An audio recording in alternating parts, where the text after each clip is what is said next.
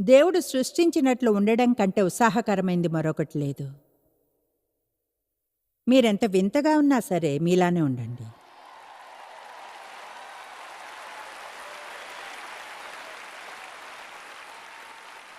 ఆమేన్. అంటే నిజంగా ఎవరు మీతో అందరిలా ఉండాలనుకుంటారు? చివరికది ఎంత బోరింగ్‌గా ఉంటుంది. గలతీ మొదటి అధ్యాయం 10వ వచనం. నాకీ వచనాలంటే చాలా ఇష్టం. ఇప్పుడు చదవబోయే ఓ 2 వచనాలు.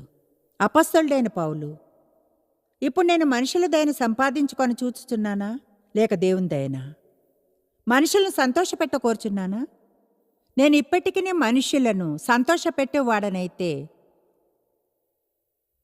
క్రీస్తు దాసుడను కాకయే పోవుదును.